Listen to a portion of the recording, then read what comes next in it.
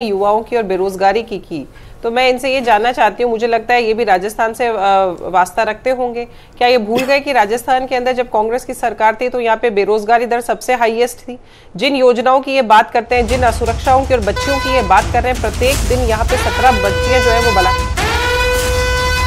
आपको दे दें, हरियाणा में रुझानों में आपको बता दें कि बीजेपी 19 सीटों पर आगे चल रही है। इस वक्त की सबसे बड़ी जानकारी, जम्मू कश्मीर में रुझानों में बीजेपी 26 सीटों पर आगे है। रुझान आने शुरू हो चुके हैं।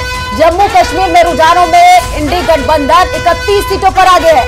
तो दोनों देखिए, कांग्रेस को बहुमत मिलता हुआ दिखाई पड़ रहा है दोनों जगह पर।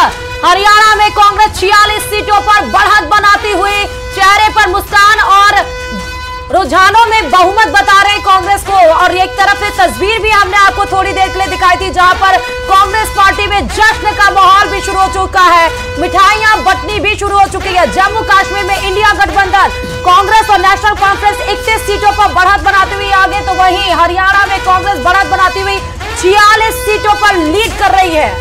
तो ये बड़ी जानकारी आपको दे रहे हैं। देखिए, शुरुआती रुझान है, बार बार हम आपको यही कह रहे हैं, क्योंकि तस्वीरें क्लियर होंगी थोड़ी ही देर में। हरियाणा में रुझानों में कांग्रेस को बहुमत, तो हरियाणा में रुझानों में कांग्रेस 46 सीटों पर आगे। और हमारे साथ जो है निरंजन पोद्दार जी जुड़ चुके हैं, उन्हीं का रुख कर लेते हैं, जो कि राजनीतिक विश्लेषक हैं।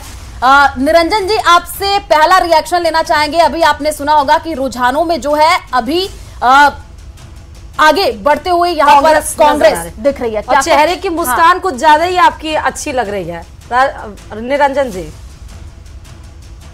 देखिए श्रुति जी, ऐसा है कि सबसे पहले तो मैं ये देश को बधाई देना चाहता हूं कि इस देश के अंदर ईवीएम ठीक हो गए और लोकतंत्र जिंदा हो गया। सबसे पहली बात तो ये, क्योंकि आपको पता ही है कि अभी 4 महीने पहले तो कहीं ना कहीं लोकतंत्र जो है वो हाईजैक हो गया था, एक व्यक्ति का उसके ऊपर कब्जा हो गया था। पहली बात।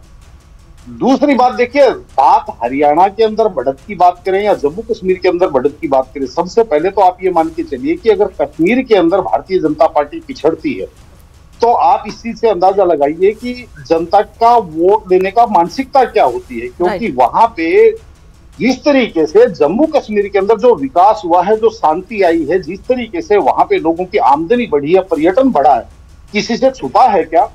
लेकिन उसके बावजूद भी अगर जनता को मान लीजिए धर्म के आधार पे या मजहब के आधार पे वोट देना है, तो फिर वो एक अपनी अपनी मानसिकता है, सब स्वतंत्र है। रही बात हरियाणा की, तो देखिए आप ये भी समझ के चलिए कि वास्तव में यहाँ पे मैं भारतीय जनता पार्टी और उसके नेतृत्व की त्रुटि मानता हूं। वो इसलिए मानता हूं कि 2014 के अंदर जब भारतीय जनता पार्टी को हरियाणा की जनता ने सर आंखों पे बिठाया था और पूर्ण